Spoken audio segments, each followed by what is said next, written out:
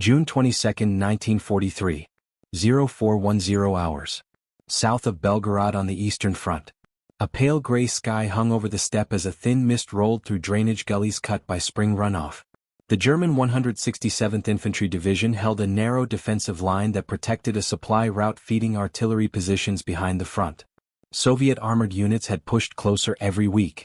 Steel tracks crushed wheat fields. Dust clouds signaled each thrust before the first shells landed. Tank crews tested German positions at dawn, probing for weak spots. The pattern was predictable and deadly. Anti-tank guns shifted positions every night, yet losses grew. Mines were scarce. Engineering units were overworked. The line thinned under pressure. Corporal Wilhelm Richter moved along a shallow ditch beside his platoon's position. He studied the terrain with the same focus he once used when surveying drainage sites in Munich. He measured slope angles with his eyes. He checked soil density with the heel of his boot. He looked for choke points where a vehicle would slow. He carried no special authority. He was 28 years old and held a junior rank. His advantage came from civilian skill. He spent his pre-war career designing municipal drainage pits and reinforcing foundations. He knew rebar, concrete load paths, and ground failure patterns. War forced him to apply those skills in new ways. Soviet armored assaults caused most casualties in this sector. T-34 tanks advanced in tight wedges. The first vehicles broke wire, crushed light obstacles, and exposed German firing positions. Infantry followed close behind. When anti-tank guns missed or were forced to relocate, the defense collapsed. Richter watched his platoon lose 2 guns in 1 week. Crews died before they could fire a second round. He saw tracks catch on tree roots. He saw vehicles stall for seconds when crossing old farm drains. Those moments showed opportunity. Tanks were not invincible. They were machines with predictable weaknesses. Richter sketched his first idea in the dirt behind a barn. A shallow pit no deeper than a meter. Rebar driven into the bottom at upward angles. The rods arranged in a tight mesh. The trap would not destroy a tank. It would catch and twist a track. It would force a stall that exposed the vehicle to anti-tank fire. It could be built fast with salvage steel. It needed no explosives. Any infantry unit could deploy it with shovels and a sledgehammer. He called it a drain nest because its layout resembled the reinforcement grids used in old drainage pits. He brought the sketch to the regimental engineer officer. The officer dismissed it in 10 seconds. He called it improvisation with no testing data. He said it would waste manpower. He warned Richter to avoid unauthorized construction. Doctrine required standard ditches, log barriers, and mine belts. The officer issued a ban on non-standard obstacles. Richter complied. He held no power to challenge regulations. Still, he continued to study terrain each morning. He noted every place where water runoff carved channels. He observed how tank weight shifted on uneven ground. He stored each detail in memory. Pressure increased through early June. Soviet units advanced with greater coordination. German outposts fell after short fights. Reports of damaged tanks grew, yet most damage came from direct gunfire, not obstacles.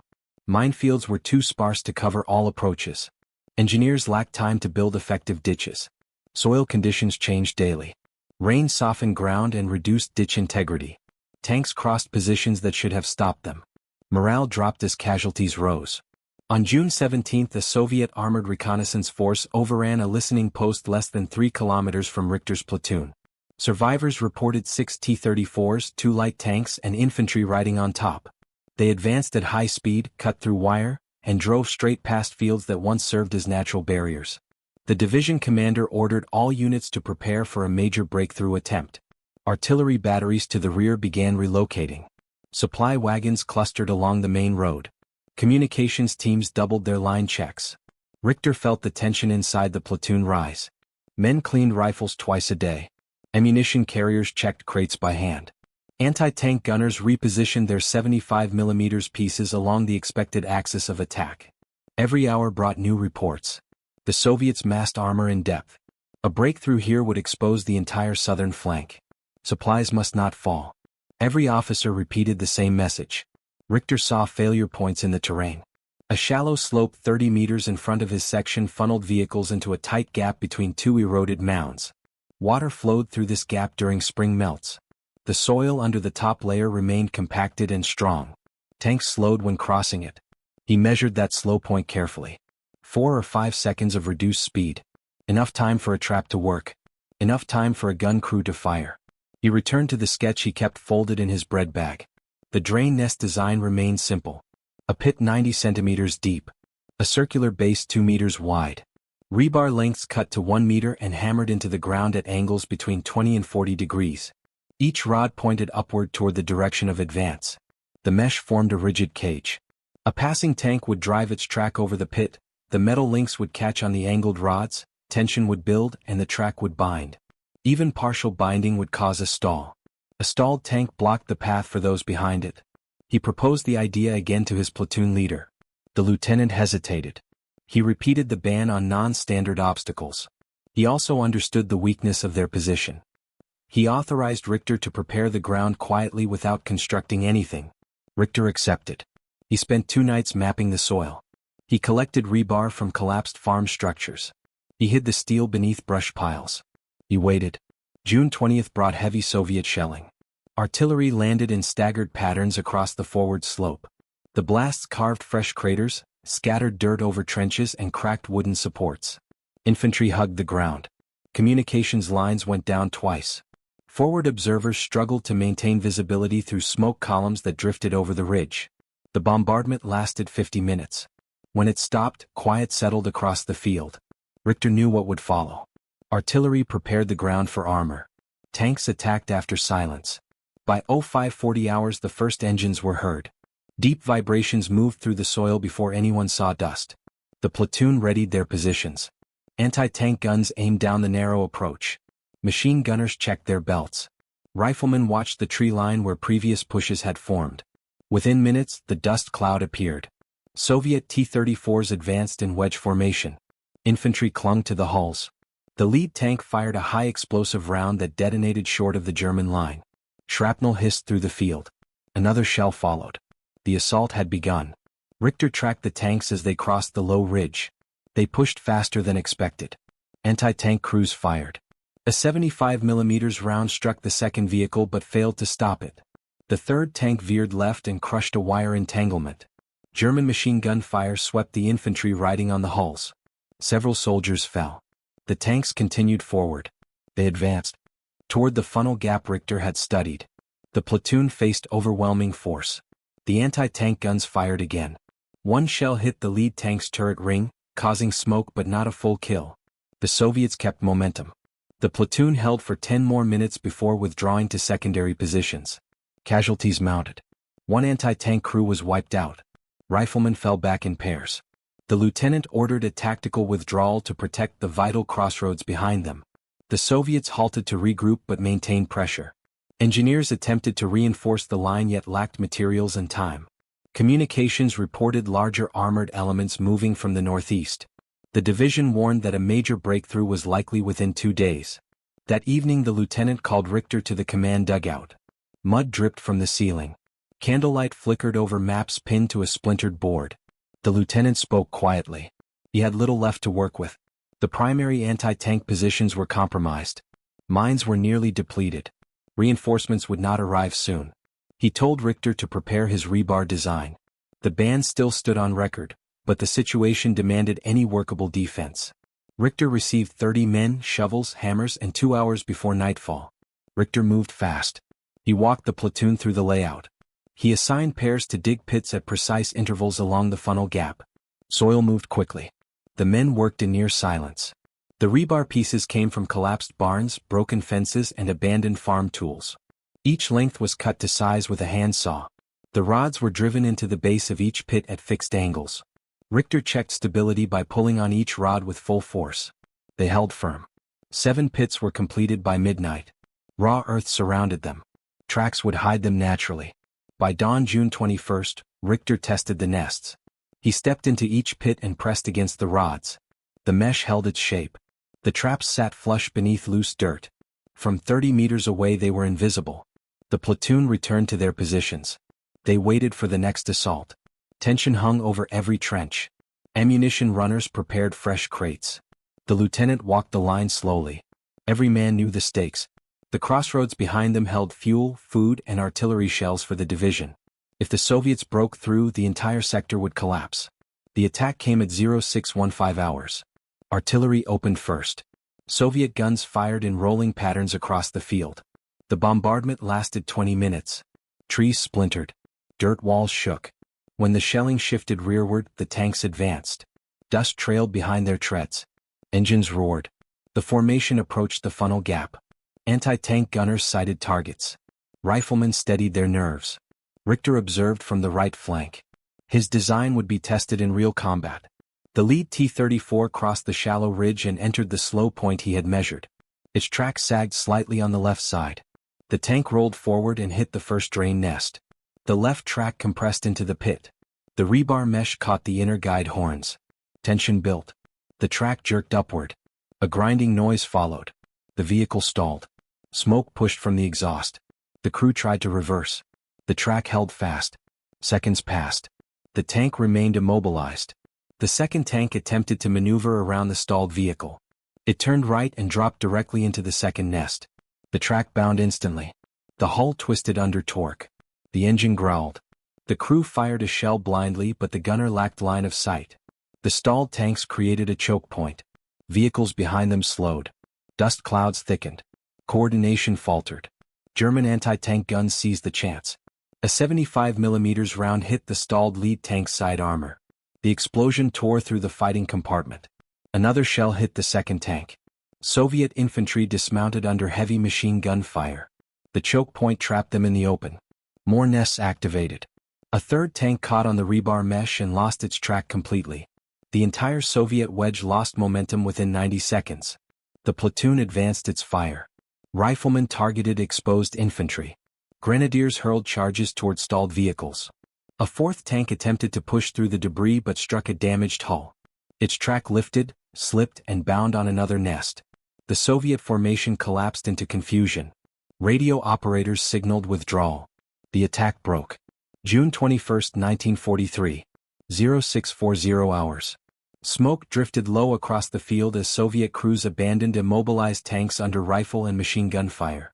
German positions held firm for the first time in days. Richter watched the chaos unfold with a calm focus. Tanks blocked the narrow funnel. Infantry scattered. Every stalled vehicle multiplied the effect of the trap. The line, once fragile, now had breathing room. The lieutenant ordered all anti-tank crews to maintain fire until the Soviet withdrawal was confirmed. Shells continued to strike stalled hulls. Metal clanged. Flames rose from ruptured fuel lines. By 0700 hours the Soviet assault broke completely. Surviving vehicles reversed out of range. Infantry retreated to the ridge. German gunners ceased fire. The platoon emerged from trenches cautiously. Smoke obscured visibility. The smell of burning rubber and diesel hung in the air. Engineers inspected the destroyed tanks. They found tracks twisted around the rebar nests, torn guide horns embedded in steel rods, and drive wheels locked in place. The platoon gathered around Richter. They realized the scale of the success. The lieutenant sent immediate reports to battalion command. He highlighted the destruction of multiple vehicles by improvised obstacles. He noted the low material cost and short construction time. Within an hour the battalion commander visited the site personally. Shellfire still echoed from distant sectors. He examined the wrecks. He studied the pits. He questioned Richter about design details. Richter explained the layout. He described the angles, the spacing, and the soil requirements. The commander remained silent for several seconds before stating that the method was to remain unofficial but permitted in emergencies. The platoon returned to their positions. They repaired trenches and reorganized ammunition. Medics treated minor injuries. Morale lifted. Word spread to adjacent companies. Soldiers visited the site to observe the traps. They measured rods. They took notes. They marked likely terrain points for similar defenses. Richter remained busy answering questions. He remained modest. He knew the success came from precise placement as much as design. Terrain dictated everything. A nest built in the wrong soil would fail. A nest placed too deep would not catch. Each detail mattered. By midday June 21 the Soviets probed again with infantry patrols. They advanced cautiously, avoiding wrecks. German riflemen held fire until they retreated. No tanks appeared. The enemy needed time to reorganize. The lull allowed engineers to reinforce the line. They built 2 more anti-tank gun positions and added wire entanglements around trenches. Richter supervised the construction of additional nests. He improved spacing. He adjusted angles. He reinforced pits with scrap wood where soil lacked cohesion. The next major attack came at 1,540 hours. A larger Soviet force moved toward the same sector. Dust clouds formed long columns. Forward. Observers estimated up to 15 tanks supported by motorized infantry. The lieutenant briefed the platoon. He assigned gunners to alternate firing points to avoid detection. He ordered ammunition carriers to remain low. He instructed machine gunners to target infantry first. Richter positioned himself near the right flank again. He checked each nest. He cleared loose debris. He controlled his breathing. Soviet artillery opened the assault. Shells fell in tight patterns. Trenches shook. A support beam snapped. Dirt poured onto two riflemen who cleared it with their hands. Communications lines cut again. Runners carried messages. The bombardment shifted rearward after 15 minutes. The tanks advanced. Their formation was wider than before. They attempted to bypass the funnel. Yet soft ground forced them back toward it. The lead tank hit the first nest and stopped instantly. The second swerved and rolled over a hidden pit. Its right track snapped under torque. The third tank tried to push the disabled vehicles aside but slipped on loose soil and dropped into another nest. The Soviet wedge fractured. Vehicles behind them spread out in disorganized fashion. Some attempted to climb the eroded mounds but lacked traction. Others reversed into each other. Dust obscured the field. Crews fired blind. Machine gun fire from the hulls swept German positions but lacked accuracy. German anti-tank guns opened with precise timing. A 75mm round struck a stalled tank broadside, triggering an internal explosion that tore off the turret. Another shell hit the rear vehicle in the column, trapping those between. Machine gunners fired at dismounted infantry. Mortar crews targeted clusters of Soviet troops seeking cover near wrecks. Richter watched each pit activate exactly as he had planned. The nests turned the battlefield into a mechanical choke point. A Soviet attempt to flank the line came from the south. Two tanks moved along the lower ridge. They avoided the nest.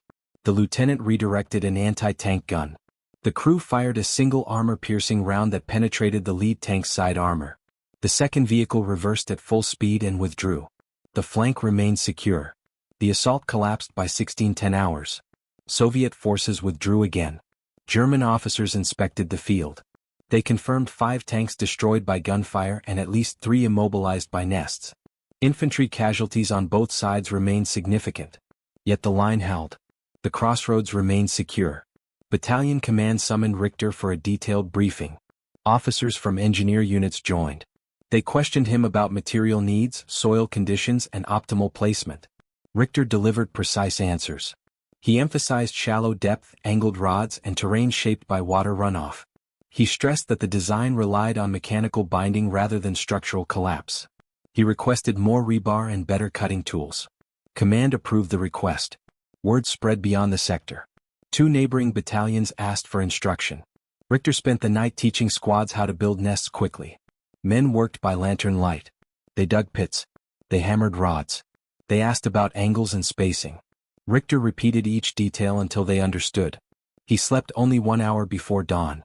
June 22 began with reconnaissance reports warning of a coordinated Soviet armored push across a wider front.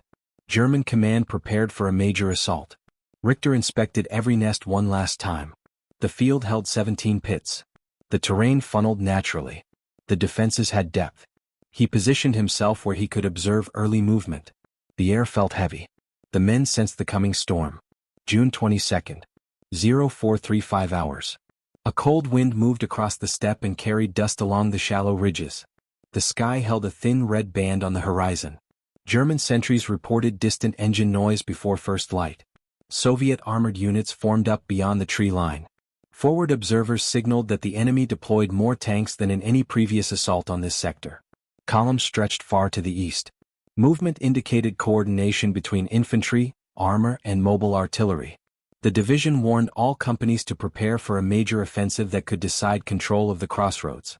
Richter stood beside the right flank trench with a field glass.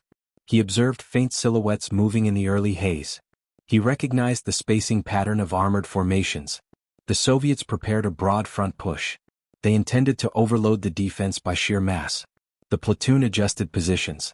Anti-tank gunners spread out across alternate firing lines. Rifle squads reinforced each trench. Machine gun crews checked cooling jackets. Mortar teams prepared illumination rounds. Richter felt the familiar tension that came before heavy combat. He studied the field carefully. Every nest remained hidden. Soil patterns looked natural. Tracks from previous battles disguised the pits perfectly. At 0510 hours, Soviet artillery opened fire. The bombardment began with high explosive rounds impacting the forward slope. The blast shook the ground. Dirt cascaded over trenches. Shrapnel cut through sandbags. Communications lines dropped again. Runners sprinted between positions with handwritten notes. Mortars fired counter-illumination to monitor movement. Shells continued to fall for 20 minutes. The bombardment shifted rearward to target support positions. The platoon braced. Armor always followed the pause. By 0530 hours, the first Soviet tanks appeared through drifting smoke. Dozens of T-34s advanced in staggered lines. Their formations covered a wide area.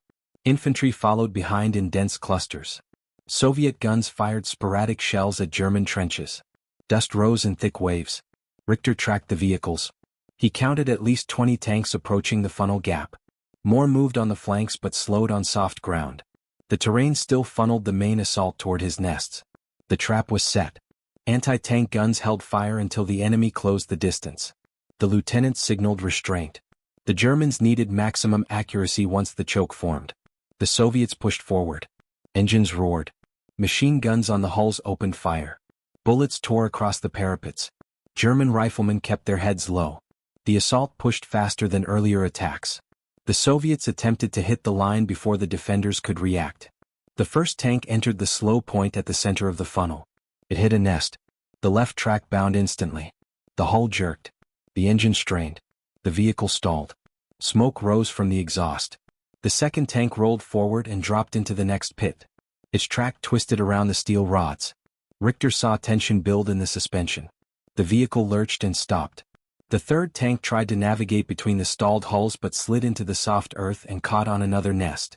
The mechanical trap activated 3 times in less than 15 seconds. The Soviets continued to advance. Vehicles behind the lead tanks attempted to maneuver around the blockage. The terrain prevented easy lateral movement. Soil softened by recent shelling made flanking risky. Several tanks became stuck before reaching the nests. Infantry grew disorganized. Dust obscured vision. German anti-tank guns opened fire. The first shell struck a stalled tank on the left. Flames erupted from the turret. Another gun hit the second stalled vehicle. The explosion ignited ammunition. The shockwave rattled the trenches. More tanks hit the nest. The mechanical binding repeated across the field. Guide horns tore off. Tracks snapped. Drive wheels locked. The choke grew wider. Vehicles collided in the confusion. Soviet infantry attempted to dismount and advance on foot but were pinned by machine gun fire. Mortar teams dropped rounds behind the stalled vehicles to disrupt reinforcements. Smoke thickened to the point where visibility dropped below 50 meters. A Soviet attempt to force the right flank began at 0610 hours. 5 tanks moved across uneven ground to bypass the nests. They struggled for traction.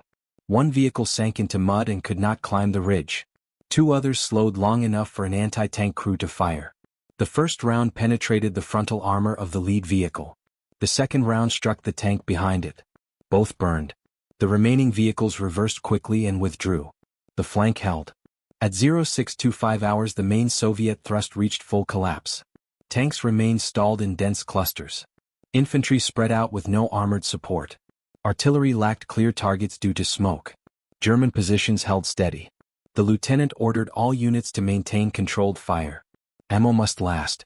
The Soviets attempted to reorganize but lacked space. Vehicles blocked the advance route. Communication between units broke down. Crews abandoned damaged tanks and retreated on foot. Richter moved to inspect the rightmost nests during a brief lull. He stayed low among debris. He examined the rods embedded in track links. The design functioned exactly as he intended. The upward angles forced the track to ride up and twist.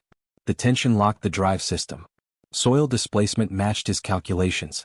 He adjusted one nest by removing loose debris so it could activate again if needed.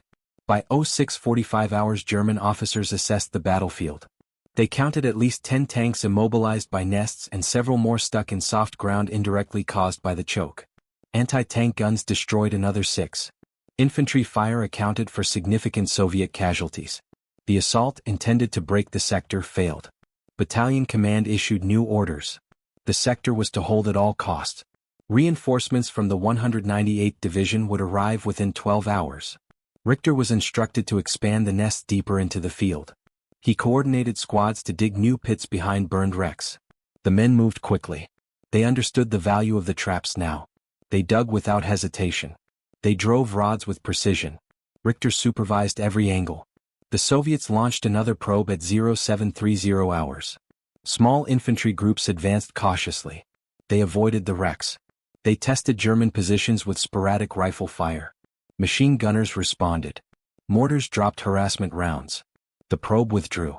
The Soviets needed time to reorganize. The German line remained intact. By midday the field transformed into a mechanical graveyard. Burned hulls lay scattered. Tracks torn from vehicles formed twisted shapes around rebar. Soil hardened under heat. Smoke drifted skyward in slow columns. Engineers documented the nests. Officers drew diagrams. Discussions spread through the battalion about adopting the design as an emergency obstacle across multiple sectors. Richter remained quiet. He observed each detail with focus. He understood that the success depended on terrain and placement as much as design. Not every field would suit nests. Soil density mattered. Water runoff patterns mattered. He prepared new instructions for other platoons. He emphasized speed, spacing, and ground reading. He worked until his hands ached. June 22, 1310 hours. The sun burned through the smoke haze and revealed the full extent of the wreckage. Blackened hulls lined the funnel gap. Tracks lay twisted in heaps where the rebar nests had caught and bound them. German infantry moved cautiously between debris to recover equipment and confirm kills. Engineers took measurements. Officers sketched diagrams to report upward through the chain of command. Word spread that the division commander wanted a detailed assessment by evening. The nests, once banned, had become the focus of the entire sector. Richter inspected each pit methodically. He checked the angle of surviving rods. He measured soil displacement. He noted how track tension differed between tanks that approached fast and tanks that slowed. He recorded distances between immobilized hulls. He studied the timing of each stall. He understood that the nests worked because they combined precise geometry with natural terrain constraints. The design forced mechanical failure rather than relying on destruction by explosive force. He explained this to engineers who followed him through the field. They asked how deep to dig, how to choose soil, and how to anchor rods. Richter answered every question with practical clarity. By mid-afternoon, Soviet forces launched a small artillery barrage to cover the retrieval of wounded infantry. Shells landed among burned hulks. The Germans kept their heads low. Once the shelling ended, Soviet medics moved under white cloth markers to pull survivors away from exposed positions. The Germans held fire as ordered. Both sides recognized a temporary halt. It lasted only 30 minutes. When the Soviets withdrew, German officers resumed inspections. At 1500 hours the battalion commander summoned Richter to a forward command post. A collapsed farmhouse served as the meeting place. Maps covered a makeshift table. Several engineer officers and staff members gathered around the commander. He asked Richter to explain the nests in full detail. Richter described every step from material selection to pit spacing. He drew the layout. He defined rod angle ranges. He specified soil requirements. He emphasized how water runoff shaped reliable ground. The officers listened closely and took notes. The commander concluded that the nests had become essential emergency obstacles. They were not official doctrine, yet they worked under battlefield conditions that left no other options. He ordered engineer detachments to replicate them across a wider sector that night. He granted Richter temporary authority to supervise construction teams from multiple companies. Richter accepted the assignment without hesitation. His engineering experience had become a battlefield asset. By 1630 hours Richter led a mixed group of infantry, engineers, and support personnel to new terrain west of the funnel. They scouted for natural slow points. They found a shallow depression near an old irrigation trench. The ground there held firm. Tracks would sink slightly, reducing speed. Richter marked pit locations with stakes. Crews dug. Sunlight faded behind drifting smoke. The men worked fast. They hammered rebar into place. They cut rods where needed. They packed soil around each pit. They built 22 nests by sunset. At 1800 hours a reconnaissance patrol reported Soviet armored regrouping 5 kilometers northeast. Dust clouds indicated movement of heavy vehicles. The division anticipated a renewed assault at dusk or early night. Patrols monitored tree lines. Mortar teams prepared illumination rounds. Machine gun crews checked belts. Richter completed his inspection of the new pits. He corrected depth on 3. He re-angled rods on 2 others. He reminded the crews that shallow depth mattered more than width. The goal was mechanical binding, not entrapment. He repeated this until they understood. As darkness set in, the step cooled. The sound of distant engines echoed through the night air. German sentries scanned for movement. Forward observers watched for flashes. Artillery units prepared pre-registered fire. Richter remained near the new nest line. He listened to the ground. Subtle vibrations traveled through soil. Heavy vehicles approached. At 1945 hours, the first Soviet tanks appeared as silhouettes against the fading light. They advanced cautiously, using lower speed and wider spacing. They attempted to probe for weak points. The Germans held fire. They waited. The tanks moved closer. Spotlights flashed briefly but failed to reveal the nests. The Soviets continued forward. They approached the new pits. The first tank reached the depression. It drove over loose soil. Its track dipped and hit a nest. The rods caught. Tension built. The track twisted. The tank stalled. The crew reversed. The track jammed further. The second tank moved to bypass the stalled vehicle but dropped directly into another pit. The track wrapped around the angled rods. The hull leaned under torque. The engine roared. It remained trapped. German anti-tank guns fired the moment the choke formed. A shell hit the immobile tank on the left. Fire illuminated the field. Another shell struck the second. The explosion threw debris across the depression. Infantry scattered. Mortars dropped rounds behind the Soviet line to disrupt reinforcements. The field turned chaotic again. Richter watched from a covered position. He observed how night visibility changed the behavior of both sides. Soviet tanks moved slower yet still fell into the trap. The nests held under darkness. The geometry was unforgiving. The terrain forced choices that the enemy could not easily change. His design continued to limit armored mobility under shifting conditions. By 2020 hours the assault collapsed. Soviet vehicles withdrew. German units held the new line successfully. Officers counted 4 tanks destroyed by gunfire and at least 2 fully immobilized by the nests. The depression became another choke point similar to the original funnel. The battalion commander praised the crews for rapid construction. He ordered additional nests deeper into the sector. Richter worked through the night. He checked soil moisture. He marked new pit sites. He oversaw digging and cutting. His hands blistered. His uniform tore. He never slowed. His expertise shaped a defensive barrier more effective than any prefabricated doctrine tool they possessed in this region. Dawn of June 23 brought a clear sky. Smoke from burned tanks drifted west. German units prepared for another day of combat. Richter inspected the field with a field glass. The nests remained hidden.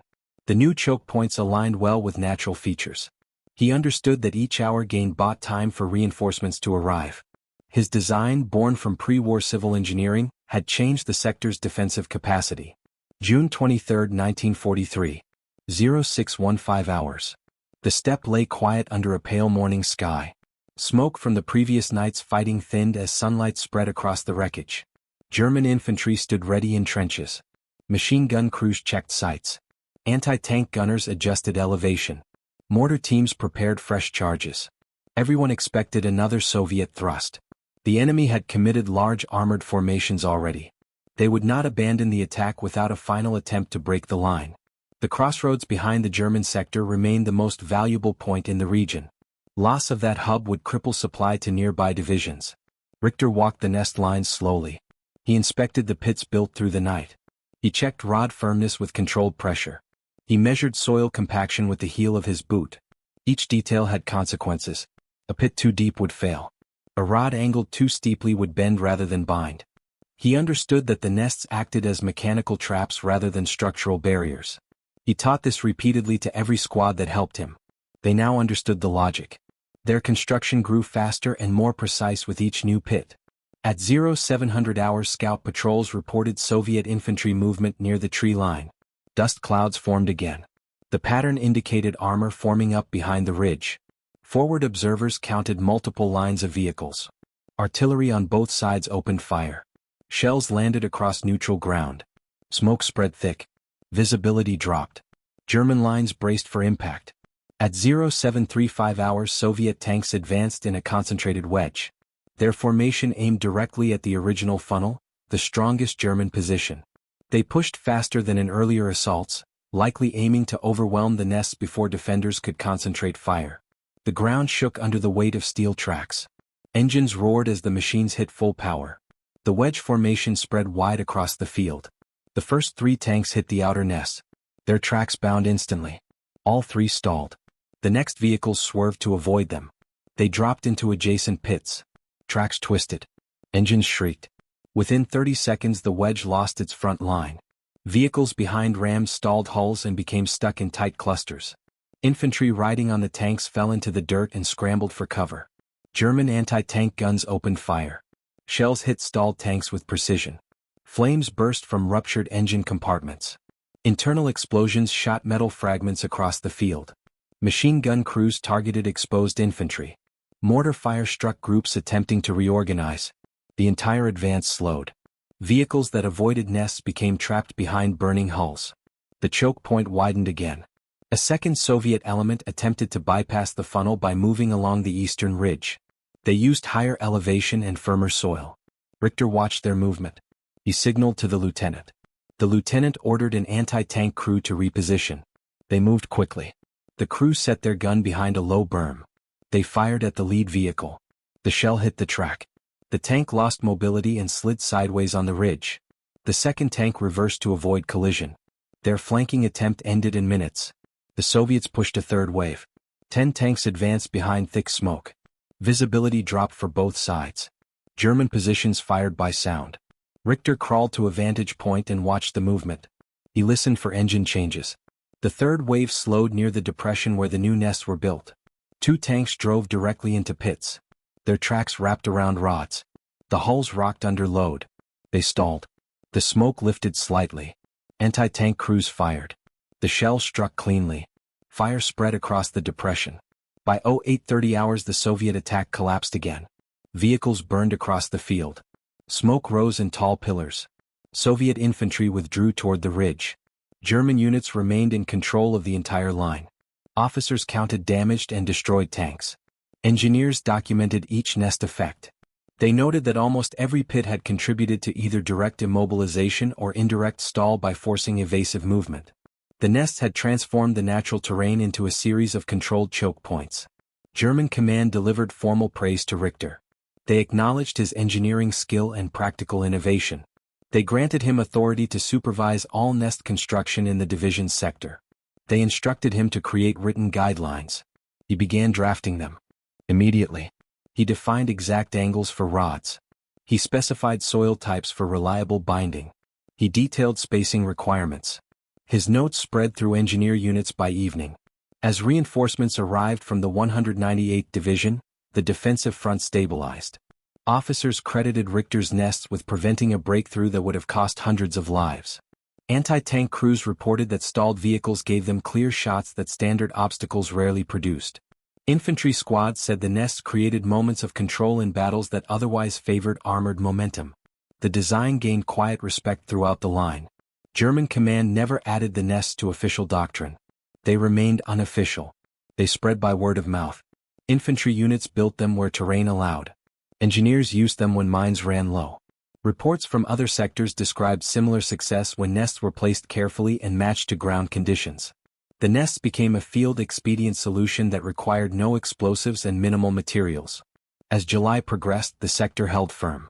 Soviet forces shifted focus to adjacent regions. The crossroads remained secure. Richter continued supervising construction. He refined the layout. He improved speed of deployment. He taught soil reading to squads that had never considered terrain as a weapon. He returned to engineering roots shaped by civilian work on municipal drainage systems. The war had turned those skills into defensive innovation. Richter survived the Eastern Front. After the war he returned to civil engineering. He designed flood channels, reinforced foundations and water control structures. He rarely spoke about the nests.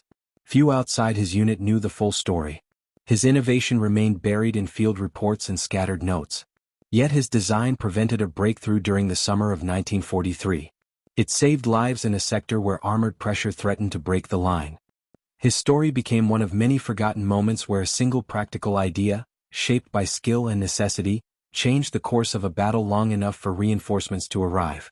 His rebar drain nests turned natural terrain into a defense that mechanical force could not easily overcome. His understanding of structure, soil, and stress made the difference. His quiet determination shaped the outcome of a fight that might otherwise have been lost.